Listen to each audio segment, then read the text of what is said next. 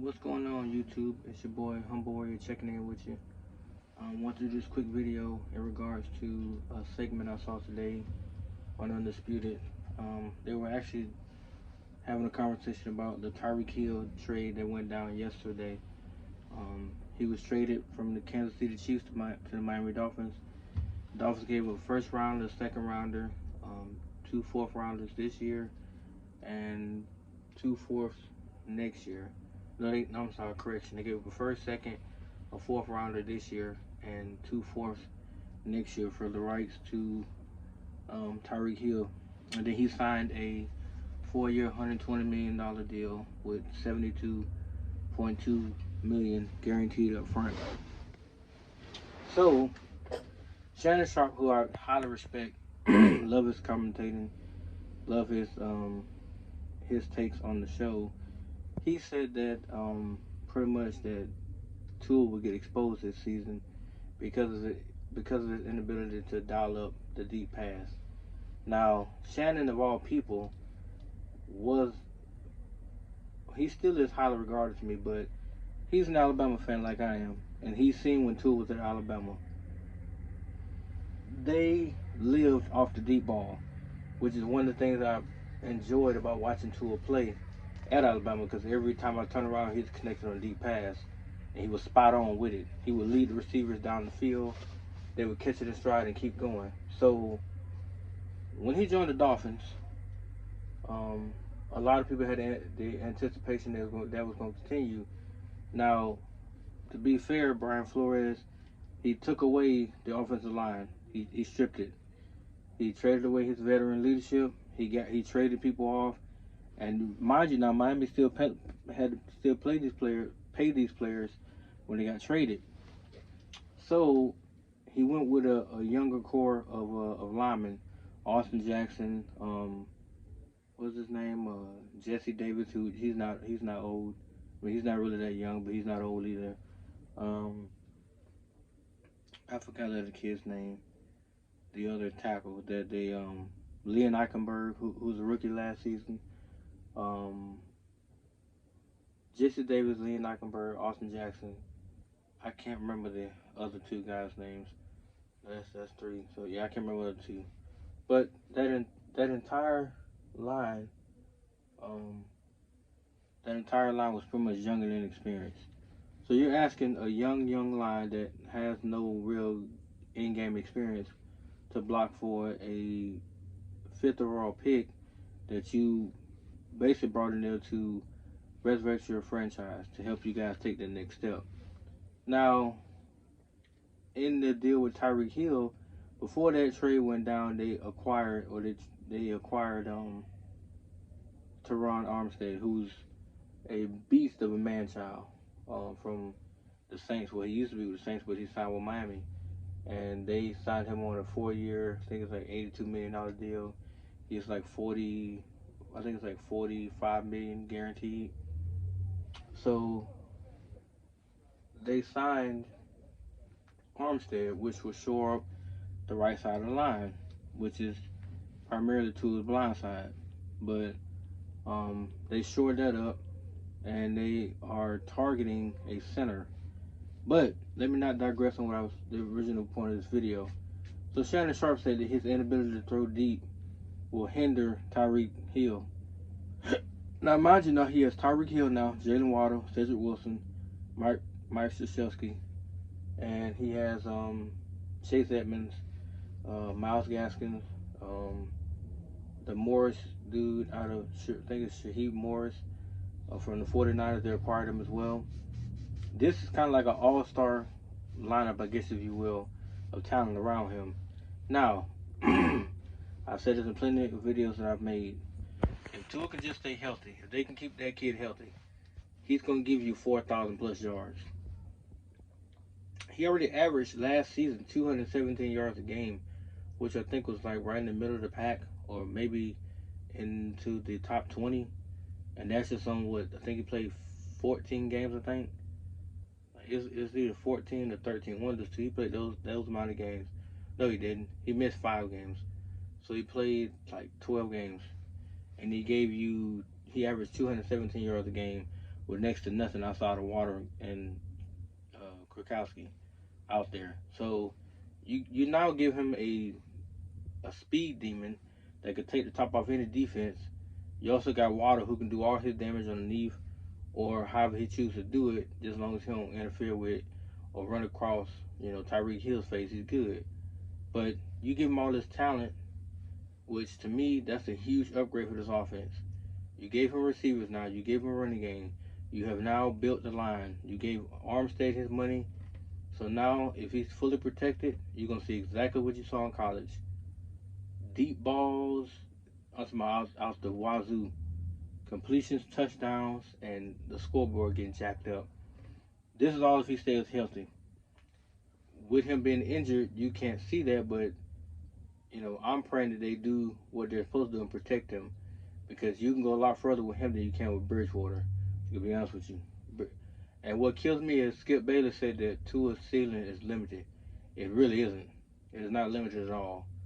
Now his height and stuff like that, that's his physical limitation, because he's not the average height for quarterbacks. Most quarterbacks go at 6'3", 6'4". He's 6'1", probably and a half. But for the most part, he's very, very, very accurate. He's very, very athletic. He can make you miss. Don't sleep on him because he looks like he's slow. He has speed. He can actually elude defenders. He has great pocket presence. He has a great tenacity to anticipate throws and get people the ball when they're supposed to have it. He has an arm. Let me say that again. He has an arm. He can throw the ball 60 yards on a whip. Does he choose to do that often? No, but he can. And I've seen him do it more than once. So this whole narrative or notion that he has a noodle arm and he can't read defenses, he manipulated a lot of defenses for the last 2 seasons with his eyes. His eyes say a lot about him as a quarterback, because he can manipulate safeties and everything to get them to be in a certain spot so we can put the ball at where it needs to go. And he can actually stare down one guy and be looking to hit somebody else and snap his head around to make that pass. So as long as he gets the protection he needs, they also gave him a fullback, so that's an additional blocker in the backfield to help him. If it's time to send 5-6 man front or whatever, they'll have the personnel up front to make sure that he gets the time he needs to allow the play to develop and then make the correct pass. So this is all within Mike McDaniel's, system, of course. But he's going to do a lot better than what people anticipate. A lot of people are writing him off. They're expecting him to actually fall in his face. I am not one of those people. I think he's going to ball out. I've been speaking highly on Tua for 2 years. I'm not going to stop now. I mean, the kid improved from year 1 to year 2, and he about to make a major step in year 3. Once he makes that major step, I already know what the media pundits are going to do. They're going to come boiling down to say, oh, well, he's better than what we gave him credit for. But then they can also say, oh, well, he has Tyreek Hill and blah, blah, and blah, blah, and blah, blah. He's never going to get the full credit he's due. It's going to be, well, Tyreek got over 1,500 yards and 17 touchdowns, so you got Tyreek, of course life is easier. You can make that argument, but if he wasn't making those passes to Tyreek Hill, then what would you say? Oh, he's a bust? That's exactly what we said. He's trash, he's a bust, get him out of here, time to draft a quarterback. Now let's do a scenario-based thing here. Let's say Miami does win 13 games. Let's say they go 13-4 and get a bye week, or happen to get either first or second seed. Well, let's say they get first seed and they get a bye week. Then they go into the divisional round against whoever. Let's say they go against let's say they go against the Bills, second round. So they go against the Bills. They go against the Bills in the divisional round at home. They actually beat them. Then they go. Let's just say they play the Cleveland Browns. We'll say the Cleveland Browns make it in the AFC Championship game. So Cleveland versus Miami in Cleveland. Let's say Tua and Deshaun Watson put on one of the greatest shows in AFC Championship history. But let's just say Tua comes out on top. What is the narrative then? What will Shannon Sharp and Skip Bayless say then? What would be the pundits' excuse to beat him up then? If he can lead Miami to a deep playoff run where they actually appear in the Super Bowl this year, what would they say? Like, what would be your excuse at that point? What could you say about the kid? Because I already know coming out the gate, I'm gonna tell you, I really don't see them slowing down this offense. I really don't. He's literally getting way more than what he had in 2 years combined.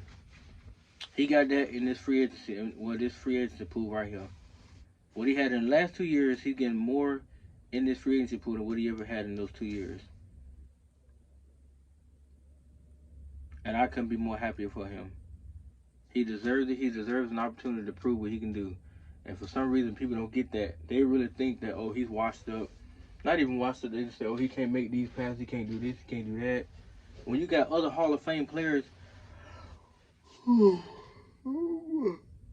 backing him up, saying what he can do.